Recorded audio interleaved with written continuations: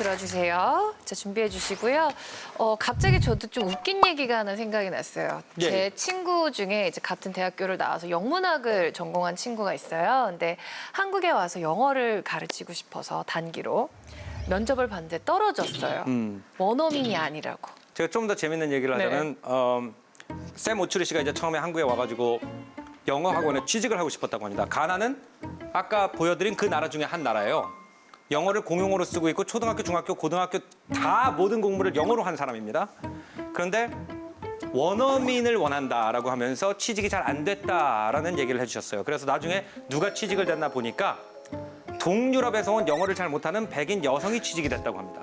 그러니까 우리가 머릿속에서 원어민이라는 것이 얼마나 왜곡된 인식인지를 갖다 보여주는 예일 수도 있어요. 그러니까 초등학교, 중학교, 고등학교 다 나온 가나 사람은 영어로 공부한 가나 사람은 원어민이 아니고 겉으로 볼 때는 우리가 할리우드 영화에서 본 미국 사람이랑 비슷하게 생겼지만 실제로는 영어가 전혀 원어가 아닌 사람은 원어민으로 취직이 되는 그런 사고방식을 우리가 먼저 우리 머릿속에서 지워야 영어라는 것을 좀 더 객관적으로 볼 수 있을 거라고 생각이 돼요. 네, 다행히 요즘에는 좀 그런 왜곡된 시선이 많이 고쳐진 것 같아서 좀 다행이라고 생각이 돼요. 자, 여러분 질문 키워드 준비되셨죠?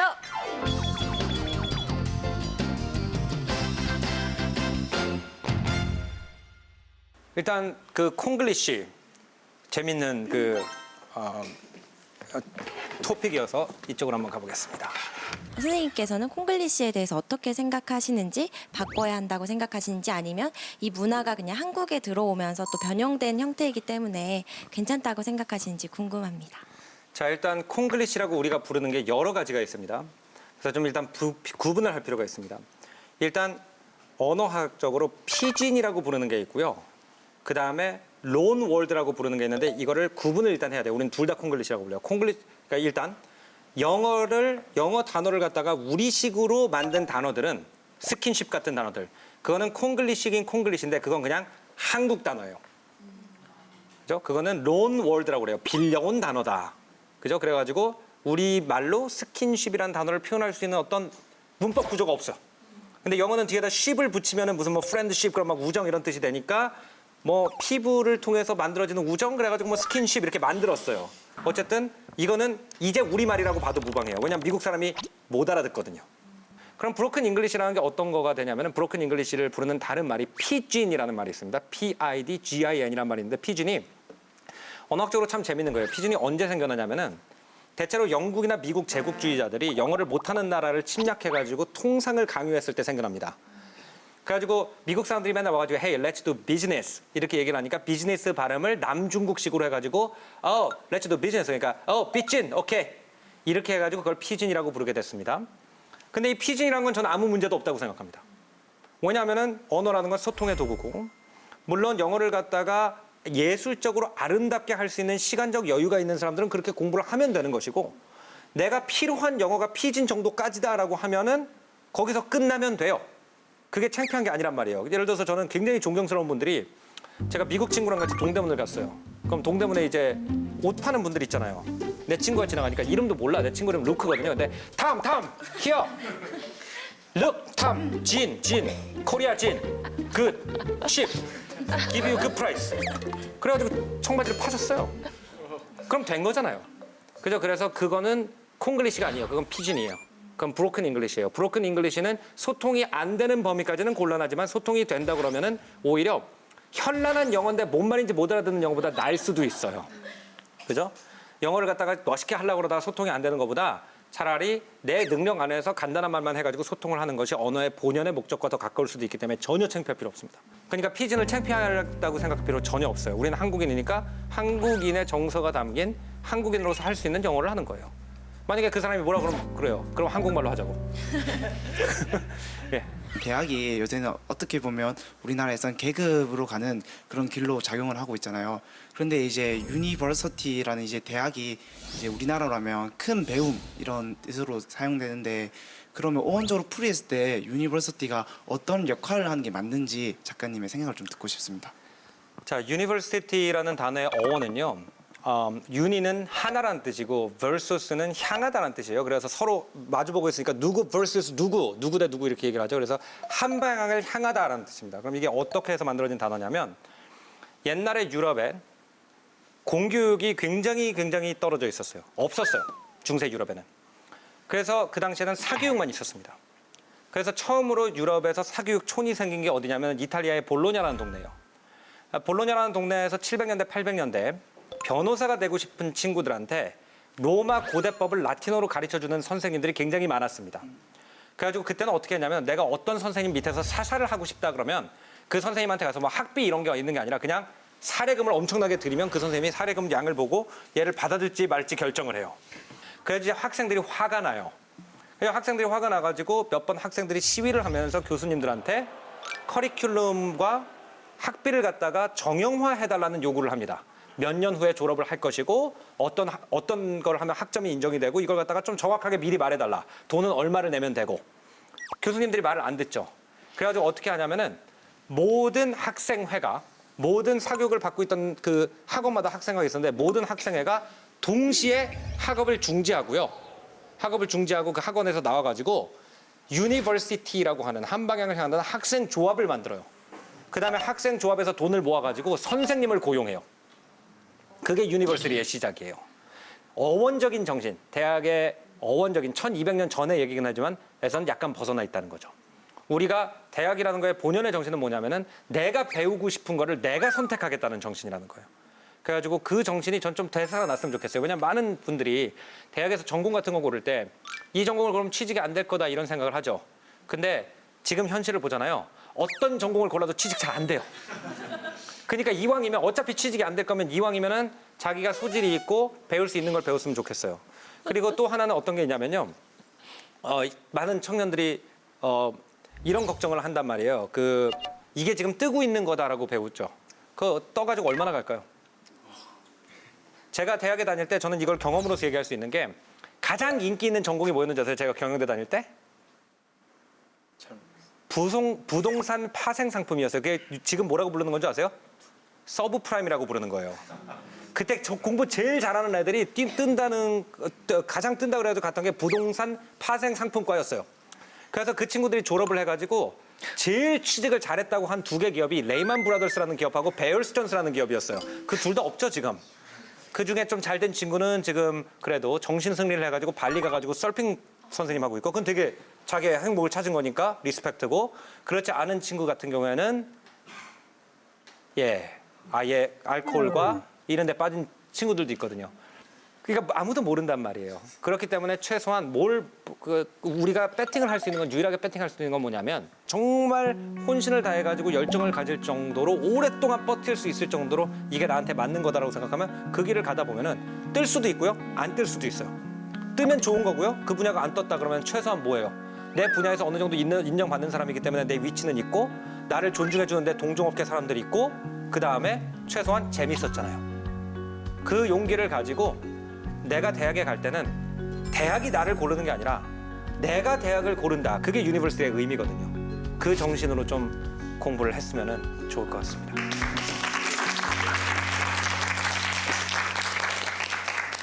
이제 고민을 하는 게 아들이 영어를 잘했으면 좋겠다는 생각을 굉장히 많이 하거든요.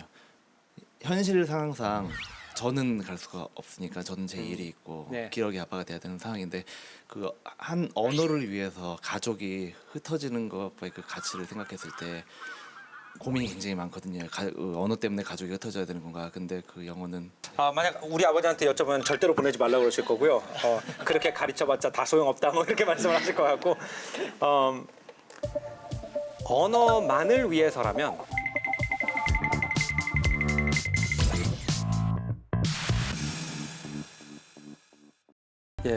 만약 우리 아버지한테 여쭤보면 절대로 보내지 말라고 그러실 거고요. 그렇게 가르쳐봤자 다 소용없다 뭐 이렇게 말씀을 하실 것 같고 언어만을 위해서라면 오래 흩어져 계실 필요는 없다고 저는 생각을 해요. 그러니까 예를 들어서 우리나라에서 충분히 미국 드라마도 많이 보고 책도 많이 읽고 그래서 영미권의 사상을 어느 정도 저희가 영유하고 있는 상황에서 미국에 간다 그러면 제가 생각할 때 입이 터지는 기간만 기다리면 되거든요. 이미 지식이 들어있는 사람은 그리고 정서를 가지고 있는 사람은 그럼 그 기간은 제가 봤을 때 길어봤자 1년 반이에요. 그래서 언어만을 위한 거라면은 아예 영영 유학을 보내실 필요는 없다라는 걸 일단 좀 안심을 드리고 싶고요. 한 9개월 정도 친척이 있다면 친척 집에서 아니면은 익스체인지 프로그램, 그 집 아이가 우리 집에 와 있고 우리 집 아이가 그 집에 가 있는 이런 프로그램들이 요즘 있거든요. 그러면은 아이는 가 있는 대신에 또 이제 다른 집 아이가 와 있기 때문에 좀 이제 좀 덜 외로우실 거고 또 새로운 친구도 하나 생기고 또 아드님 있으시다고 그랬잖아요. 아드님이랑 또 이 친구랑 둘이 또 평생 하는 친구가 될 수도 있고 그래서 그런 프로그램도 좀 알아보시면 좋을 것 같다고 저는 좀 추천을 드리고 싶고요. 저 개인적으로 조승연의 뇌가 보이는데. 조승연의 뇌? 네, 오른쪽. 네, 저기 한번 가볼게요. 네. 혼종 언어 범람 저것도 재밌는 토픽일 것 같은데. 예. 작가님은 무려 7개 국어를 하시는데 어떤 상황에서 뭐 이런 언어를 로 생각을 하고 아니면 뭐 평소에는 주로 뭐 한국어로 생각을 하시는지 아니면 뭐 다른 뭐 영어나 이런 걸로 생각을 하시는지 이런 게 궁금했습니다. 예, 태어날 때부터 여러 언어를 한 사람은 사실 자기가 어떻게 언어를 배웠는지를 모르기 때문에 고민을 안 하겠죠. 그래서 저는 이제 내추럴 바이링구얼이 아니기 때문에 한국말로 가족과 소통하는 게 가장 편하고요. 왜냐하면 어린 시절의 언어기 때문에. 그렇죠? 학술적인 내용은 영어로 하는 게 훨씬 편하고요. 왜냐하면 학술적인 모든 단어를 다 미국에서 영어로 배웠으니까. 그다음에 뭔가 철학적이거나 예술적이거나 아니면 연애에 관련된 좀 말랑말랑한 말을 할 때는 프랑스어로 하는 게 편해요. 그래서 제가 생각할 때는 그 나라 말로 할 수 있는 것이 그냥 그 나라에서 어느 시절을 보내는 거와 관련이 가장 많은 것 같아요. 그래서 처음에 제가 한국에 아주 굉장히 어색했던 게 뭐냐면 이제 소개팅 같은 데를 나가게 되면은 뭔 말을 해야 될지 모르겠는 거예요. 왜냐하면 연애라는 거는 어느 나라 연애나 고정 스크립트가 있어요. 그 스크립트에 벗어나면은 X예요. 그래서 그 스크립트에서 벗어나면 이상한 사람이 돼요. 예를 들어서 청소년기 사춘기 때부터 성인 31살까지를 외국에서 보냈기 때문에 한국에서 연애 경험이 한 번도 없는 사람이 소개팅에 나가게 됐다. 그럼 그거는 내가 한국말이라는 언어의 문법과 어휘를 얼마나 마스터하고 있는 거에 관계없이 그 한국이라는 나라에서 그 사회적인 상황에 필요한 언어적인 지식을 갖다 가지고 있지 않게 되는 거기 때문에 언어를 한다는 것이 정의하기가 매우 어렵다는 거예요. 그럼 예를 들어서 내가 한국말로 연애를 할 줄 모르기 때문에 내가 한국말을 못하는 거냐?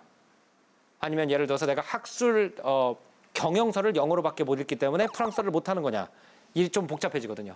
그래서 자기가 그 나라에서 뭘 배웠느냐에 따라서 그 나라에서 배운 것밖에 못한다. 저는 좀 그렇게 생각합니다. 예.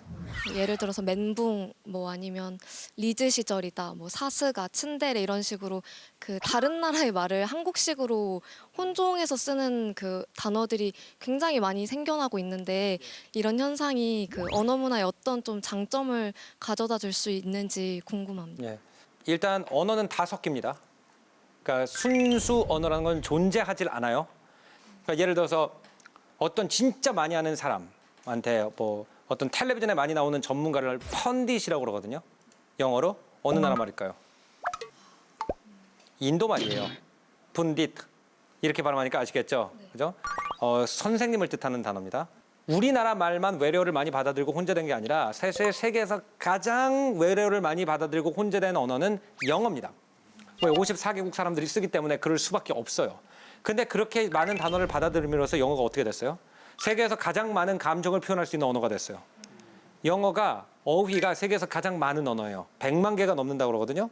그래서 혼용을 많이 하는 언어가 한 가지 확실한 건 뭐냐면 표현성이 굉장히 많이 확장된다는 장점이 있어요. 그리고 이제 언어를 갖다가 예를 들어서 외래어라는 거를 갖다가 정확하게 어디까지 분간할 거냐라는 문제도 있습니다. 예를 들어서 이제 우리나라는 한국 전쟁 이후로는 미국 영향을 가장 많이 받았어요. 그래서 가장 우리가 외래어 하면 먼저 떠오르는 건 영어예요. 그럼 예를 들어서 영어를 덜어냈다고 칩시다, 우리가.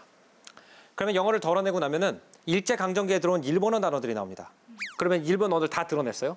그러면 한 시대 더 돌아가면 뭐가 나옵니까? 한자가 나오죠. 한자는 굉장히 오랜 시간에 걸쳐 들어왔습니다. 그럼 우리 조선시대 말기에 들어온 한자까지 없애야 될까요? 조선시대 초기 한자까지 없애야 될까요? 고려시대 한자까지 없애야 될까요? 삼국시대 한자까지 없애야 될까요? 어디부터가 우리말이고 어디서 끝나요? 그러니까 제가 생각할 때는 여기까지 우리말이니까 이걸 갖다 없애야 된다라고 얘기하는 것 자체가 어떤 문제가 있냐면은 언어라는 게 정의가 가능하다고 생각하는 거예요. 여기부터 여기까지는 한국말이고 이건 중국말이야. 이렇게 되는 게 아니라고요. 그죠? 예를 들어서 포도라는 단어가 박트리아어라는 거 아세요? 박트리아가 어디냐면 알렉산더 대왕이 페르시아 북쪽에 세웠던 나라 중에 하나예요. 그런데 그 나라 말로 와인이 바다예요. 그 와인을 갖다가 얘네들이 중국의 한나라에 갔다 와서 팔면서 한나라 사람들이 바다를 갖다 받아 적기 위해서 포도 알 모양으로 포도 껍질 모양을 2개 그리고 포자고 도자를 안에 쓰고 위에다 풀조차를 그렸어요. 보면은 포도를 갖다가 그린 거랑 비슷하게 생겼죠. 그래가지고 그걸 갖다 중국에다는 푸타오라고 발음을 하고 우리는 포도라고 발음해요. 왜래요? 없앨까요? 그럼 포도 뭐라고 부를 거예요? 그 포도를 없애라는 단어가 왜라고 없으면 뭐라고 부르겠어요? 그레이프라고 부르겠죠. 왜냐면 뭐라고는 불러야 되니까. 그렇기 때문에 혼용 언어라는 것 자체가 저는 단어 자체가 좀 묘한 것 같아요. 언어의 역사를 즐겨 공부하는 사람 입장에서 볼 때는 좀 다 혼용인데. 여러분 질문 키워드 준비해 주세요.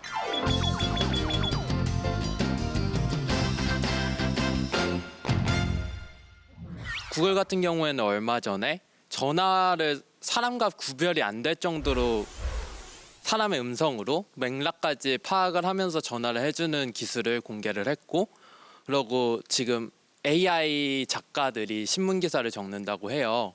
이런 현실 속에서 우리 언어학이 인간이 가진 고유의 능력을 개발하기 위해서 어떤 방향으로 가야 될지 좀 질문을 드리고 싶었습니다. 컴퓨터가 인간의 언어를 따라하죠.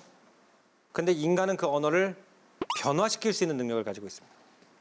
컴퓨터는 알고 있는 범위 안에서 지금 인간들의 언어를 갖다 따라할 수는 있지만 인간들이 새로운 단어를 갖다가 계속 발전시키고 이렇게 하는 거를 이해를 하지 못해요. 이런 것들이 따라가기가 굉장히 어렵다. 우리한테는 굉장히 자연스러운데 따라가기가 어렵기 때문에 저는 그래서 21세기는 다시 한번 문학의 시대가 될 거라고 생각을 합니다. 새로운 단어, 새로운 비유법, 새로운 표현법을 만들 줄 아는 사람만 컴퓨터가 하지 못하는 언어를 구사할 수 있을 거라고 생각을 해요. 그런 면에서 저는 우리나라 청년들이 굉장히 유리한 자리에 있다고 봐요. 왜냐하면 새로운 단어를 우리나라 청년들처럼 빠른 속도로 찍어내는 나라는 굉장히 드물어요. 그리고 우리나라 말이 원래 애글루티네이션이라고 하죠.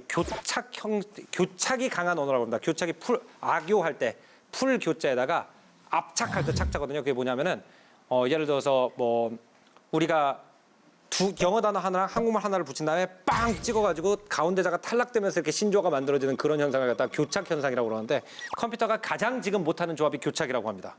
그래서 그런 면에서 우리나라 청년들이 언어적으로 굉장히 유리한 위치에 있는데 그러기 위해서는 어떤 선입견의 벽을 깰 필요가 있을 것 같아요. 그래서 그런 부글부글 끓어오르는 어떤 언어를 갖다 변형시키고 창조시키고 모델링하는 그런 본능을 갖다 더 일으킬 필요가 있다. 저는 그렇게 생각하고 있습니다.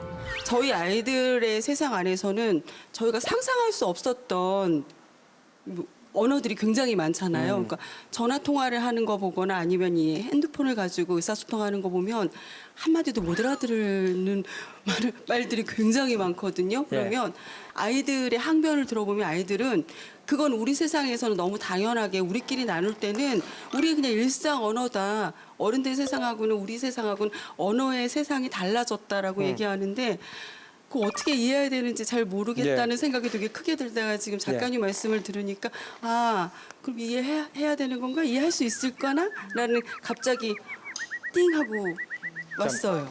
애들이 왜 그런 언어를 쓰느냐? 어른들이 싫어서 쓰는 거예요. 어른들이 못 알아들어야 되니까. 그럼 우리가 애들한테 어떻게 했길래 선생님과 부모님이 하는 말, 선생님이 부모님이 자기네 말을 못 알아듣기를 원하는지를 우리가 분석을 해야 돼요. 그죠? 우리 아이들이 어떤 문제가 있다 아니라 새로운 언어를 만드는 것은 남들과의 소통이 자기한테 유리하지 않을 때 하는 굉장히 자연스러운 행동이에요, 언어적으로. 그런데 어른들과 소통을 하는 것이, 어른들이 우리 말을 알아듣는 것이 별로 좋지 않다고 생각할 때 자기네만의 언어를 만듭니다. 그러면 이 언어를 갖다가 왜 만드느냐? 가만히 생각해 보세요. 우리나라 청소년들이 엄마 허락받고 청소년으로서 하고 싶은 행동을 할 수 있는 게 몇 개나 됩니까? 예를 들어서 엄마 나 여자친구 생겨가지고 여자 만나가지고 오늘 밤 10시에 들어올 거야. 그러면은 흔쾌하게 그래 갔다 와라고 하는 엄마가 몇 명이나 돼요. 그럼 그 사실을 어떻게 해야 되죠? 은폐해야 되죠. 사실을 은폐해야 되려고 그러면 어떻게 합니까? 자기네만의 언어를 판단 말이에요. 그래가지고 우리나라가 청소년의 언어가 어른들의 언어와 굉장히 극심하게 다른 가장 큰 이유는 어른들이 그만큼 걔네들의 삶을 통제하려고 그러고 간섭하려고 그러니까 그런 거예요. 또 어디가 언어가 그렇게 다른 줄 아세요? 교도소예요. 교도소예요. 그러면 우리나라 야간 자율학습하고 바로 학원 가지고 그거 하고 있는 애들의 삶과 교도소에 있는 사람들의 삶이 얼마나 다른지를 생각해 볼 필요가 있어요. 그죠? 걔네들이 언어를 이상하게 쓴다고 이게 받고 이거는 어른이 할 건 아니라고 봐요. 어른 인생도 오래 살았고 그러기 때문에 왜 애들이 저런 언어를 만들 필요성을 느끼는지를 갖다가 우리가 공감을 해주고 그 필요성을 없애주는 게 어른이 할 일이라고 생각해요. 그러려고 그러면 애들이 그들이 나를 감시하고 있다는 느낌을 덜 들게 해줘야 돼요. 근데 감시를 받고 있다는 느낌이 있기 때문에 감시를 피하는 방법이 뭐예요? 암호화시키는 거죠. 너무 명쾌하게 답주셔서 감사합니다. 근데 그런 어른들 이걸 절대로 이해 안 하고 싶어하는 어른들 어떻게 해야 될지 모르겠는. 그분들은 이제 그 소외되는 거죠. 점차 갈수록. 점점 이제 그 아이들이 자라나가지고 주류가 되면서 점점 이렇게 밀려나는 거죠. 좀 아까랑 비슷한 내용이 될 예, 수도 있어요. 저는 작가님 언어 통일이라는 키워드를 적었는데요. 이제 남북 그 분위기가 굉장히 좋은 부드럽게 이제 움직이고 있는데 그 북한의 언어와 남한의 언어가 또 다른 부분이 있잖아요. 그렇죠. 예. 그런 부분도 지금 좀 서서히 준비해야 되지 않을까라는 생각을 하는데 작가님 생각은 어떠신지 여쭙고 싶습니다. 물론 이제 법적 용어라든지 아니면 법을 공포하는 데 쓰는 용어 같은 경우에는 아마 남북이 공동으로 참고할 수 있는 뭐 사전이라든지 이런 게 발간돼야 할 거라고 생각을 합니다. 그래서 어떤 면에서는 그 남북이 화해 모드로 가가지고 같이 같이 이렇게 교류를 하기 시작하고 같이 대화를 하기 시작하면은 오히려 언어를 갖다가 다 표준화 시켜버리는 것보다 북한의 어떤 맛깔나는 표현들, 우리나라에서는 없어진 옛날 표현일 수도 있고 또 75년 동안 고립돼서 살면서 생긴 그런 표현들 수도 있고 또 거기도 감시가 심한 나라다 보니까 여러 암호 같은 그런 단어들이 생겼을 수도 있지만 그런 단어들이 오히려 왔다 갔다 하면서 우리나라 말의 표현력을 더 풍성하게 만들어줄 수도 있다라고 저는 생각합니다. 네, 오늘 좋은 강연 들려주신 우리 조승현 작가님께 다시 한번 박수 부탁드리겠습니다. 네, 그렇습니다. 융합이 키워드인 4차 산업혁명 시대에서의 리더십은 기술이나 지식보다는 언어가 더 중요하다고 합니다. 그래서 많은 전문가들이 미래에 필요한 인재는 언어 역량 기반의 소통 능력을 갖춘 인재라고 하는데요. 여러분, 이 언어 능력을 기르기 위해서 질문하는 습관 굉장히 중요한 거 아시죠? 자, 저희 질문 있는 특강쇼 빅뱅과 함께 계속해서 질문하는 습관 이어가시길 바라겠습니다. 자, 오늘 질문은 여기까지 받겠습니다. 다음 주에 뵐게요. 고맙습니다. 감사합니다.